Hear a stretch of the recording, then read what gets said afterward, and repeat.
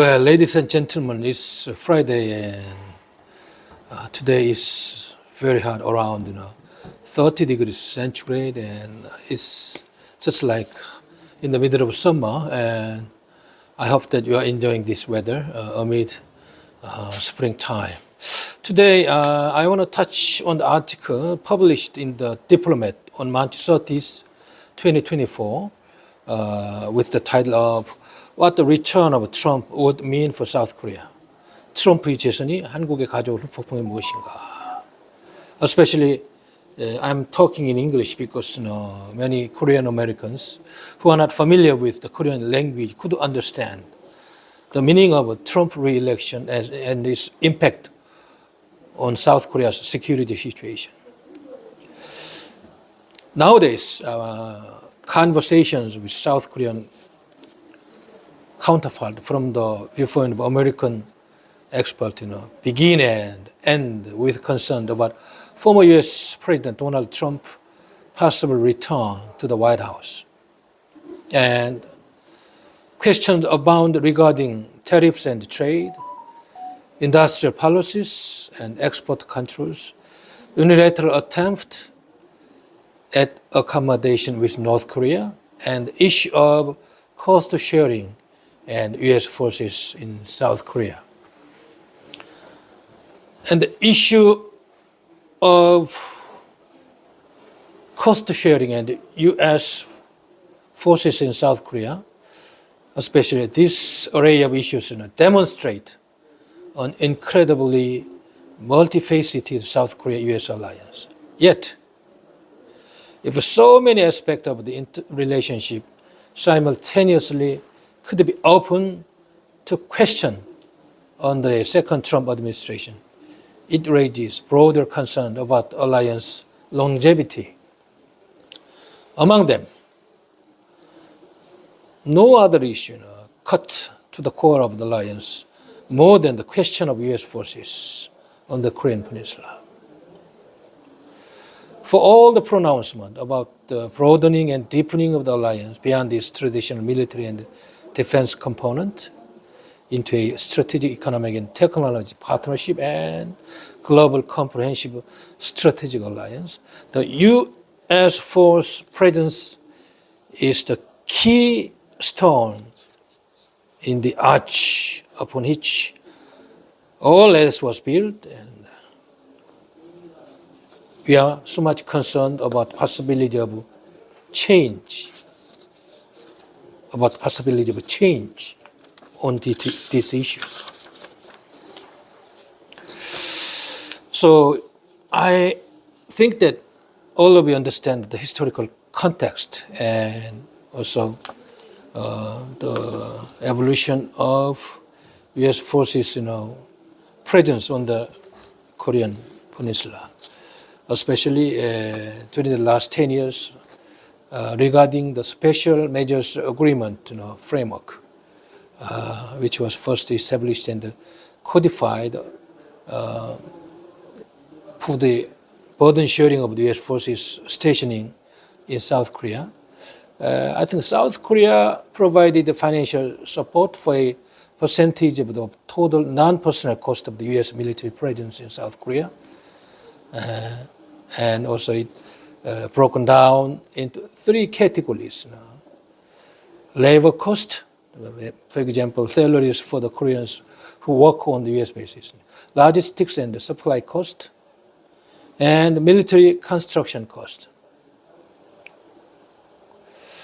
And I think South Korean government gradually continued increasing contributions under the successive small measures agreement, and no conflict regarding this kind of burden sharing issues. However, we all understand that U.S. policymakers did not adjust the U.S. force presence based on Seoul's level of contribution.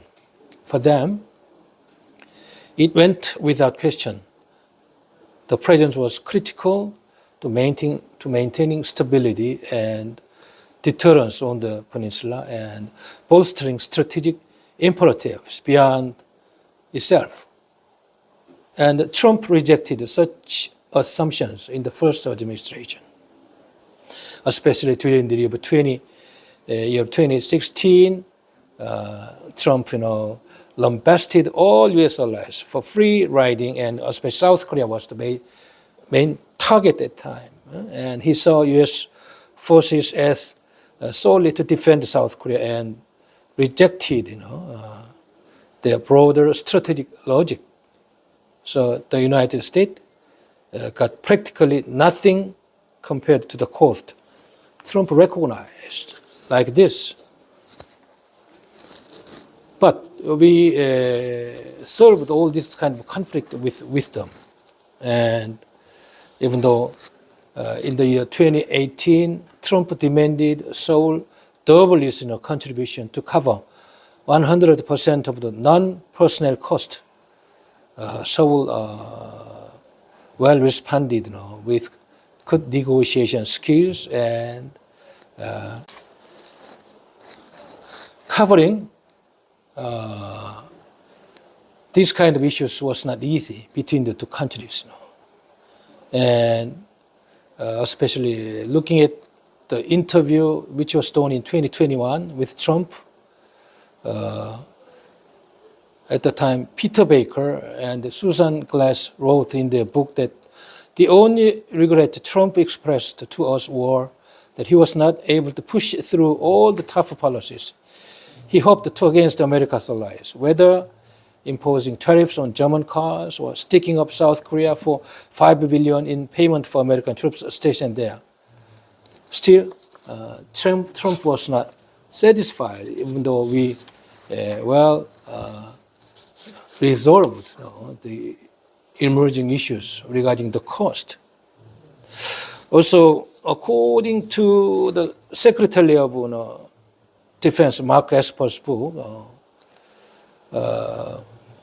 title was A Sacred Oath, Memoirs of a Secretary of State During Extraordinary Times.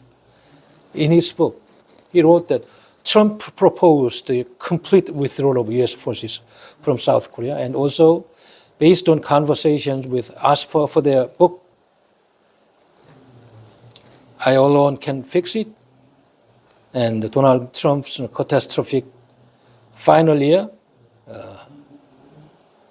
Also, Carol Leoning and Philip Rocca wrote that in the same context. Trump had, privately indicated he would seek to withdraw from NATO and to blow up the U.S. alliance with South Korea should he win re-election. When those alliances has come up with in meetings with Esper and other top aide, some advisors warned Trump that shredding them before the election would be politically dangerous. Yeah, the second term, Trump had said, we'll do it in the second term. So a lot of risks if Trump is re-elected. So to be sure, it is unclear whether Trump's proposals to remove all troops or blow up the alliance reflected genuine intent or merely a function of his hardline bargaining. We know that Trump also later impetuously expressed frustration with ongoing, if scaled down, alliance military exercises, saying, get out of there if we don't get the $5 billion deal for South Korean support of U.S. bases. We lose $38 billion US in trade in South Korea. Let's get out. Whether or not pure bombast, the message had begun to make its way through the interagency process. Still, the message is alarming, like this around us. So I think the issue of security risks when Trump is re-elected in the coming November election, South Koreans should pay very, very high attention. We know that Trump's views on the issues have not changed. Trump might approach small measures agreement with more requests, and regarding the broader question of U.S. forces in South Korea, if he is re-elected in November, including potential demand he might make, what he might do if those demands are not met, and the various challenges and opportunities this may present. Are we preparing properly regarding these kind of issues? And it appears plausible that even if the Biden and Yoon administrations sign a new agreement before the November election, Trump will not accept it. He may even target it during the campaign. Moreover, if re-elected, Trump likely intends to shake up the Department of Defense and other executive branch departments and agencies far more than in his first term. So his approach would potentially combine pushing out large numbers of civil servants by demoralizing or defunding them while targeting specific appointees and placing loyalists in their place, which means that more hard bargaining position to the Koreans. So based on the current trends, Trump would enter office at a time when North Korea is advancing its nuclear and missile capabilities in unabated fashion. Inter-Korean tensions are at a high and the alliance has ramped up and regularized military exercises alongside with strategic assets deployment and effort to institutionalize the nuclear consultative group in this context. Trump not only demanded Seoul cover 100% of non-personal costs in the three categories under the SMA framework, but also the cost of strategic asset deployment or other rotational unit that would make an important part of the U.S. force structure. In other words, he would demand cost sharing expanded beyond the existing small measures agreement framework consistent with demand during his first term. So a lot of uncertainties. So it seems most likely that Trump would push Seoul to give more while expecting it to see and say less regarding U.S. operations. If America's first logic predominate in the cost-sharing discussion, will it disappear when it comes to highly sensitive areas like U.S. nuclear policy and planning?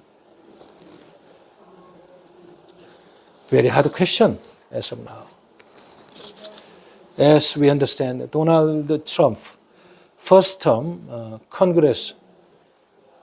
in his first term, Congress passed bipartisan language in successive National Defense Authorization Act, precluding the Pentagon from reducing troops in South Korea without the Defense Secretary certifying the North Korean threat had eased and the reduction would not hurt U.S. national security. Without this kind of Defense Secretary's understanding, Congress removed such language under Biden. So what are the clues we could reach to solve all these kind of uncertainties? We understand that Christopher Miller, the former acting Secretary of Defense, at the tail end of the Trump administration, wrote the section on defense issues in the Heritage Foundation's Mandate for Leadership, a comprehensive policy guide for the next conservative U.S. president. Many have examined for potential insight into a second Trump administration. In it, he called for U.S. allies to take a far greater responsibility for their conventional defense and for Washington to enable South Korea to take the lead in its conventional defense against North Korea. More recently, Miller said in an interview, it was time to discuss whether South Korea still need 28,500 U.S. troops, American troops on the Korean Peninsula, if changes was needed. So, some issues of, redeploying SBBT, about 4,400 person strict combat brigade team, SCVT, rotational deployment plan, probably if they want to really reduce the function of American troops on the Korean Peninsula, they could stop rotationing these SCVT military combat forces. Trump might bar the next from going into the Korean Peninsula. The SCBT transformed from a U.S. Army Armored Brigade Combat Team, ACBT, in the fall of 2022, provide additional firepower capability and mobility.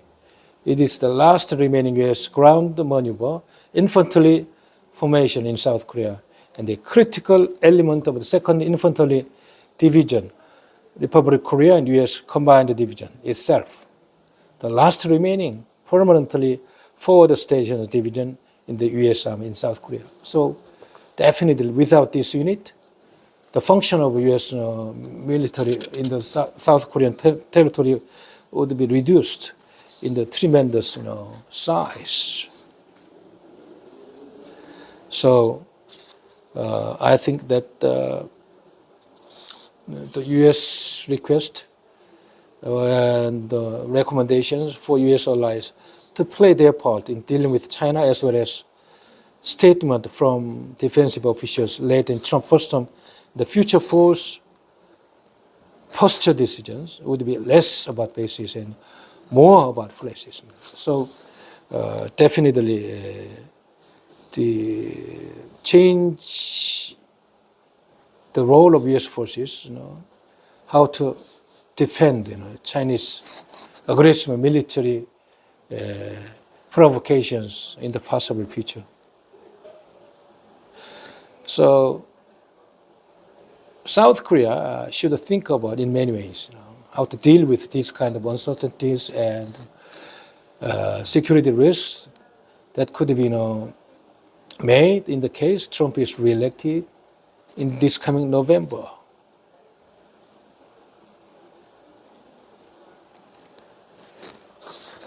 The problem still, South Korea's entire national existence has been defined by some form of U.S. ground combat presence north of the capital city. We know that. The only time when this was not the case was from June 1949 to the outbreak of the Korean War or a year later. But after the Korean War, this has been functioning very properly to deter North Korean aggression. That history is deeply embedded in the Korean national security psychology. It helps explain the profound opposition to President Jimmy Carter's policy to remove all remaining ground combat troops in the late 1970s, and partly why he failed to implement it. The history persists in the present. So we should stop the SBBT's withdrawal. This is a key combat capability of the U.S. troops on the Korean Peninsula. So the uncertainty of just how exactly Trump will approach U.S. forces in South Korea if he's re-elected, coupled with his well-recorded skepticism, is both cause for concern and reason to constructively explore alternative futures. So it is better to ask hard questions and explore creative solutions now, rather than wait for potentially impetuous demands from Trump. Doing such work ahead of time will help in the event that he is elected. And in his article, Mark Tokola rightly noted that Trump demands should be read as opening bid, but not final positions, and his Polish pronouncements as first draft rather than final product.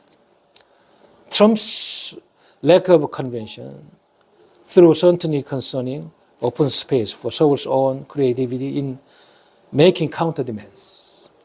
That requires it move away from knee-jerk opposition to change. Instead, it should lead the charge.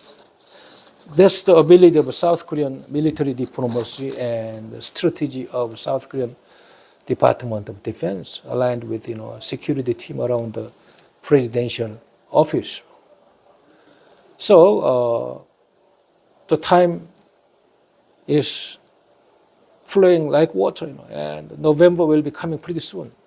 And anyway, we will meet the result of the United States presidential election.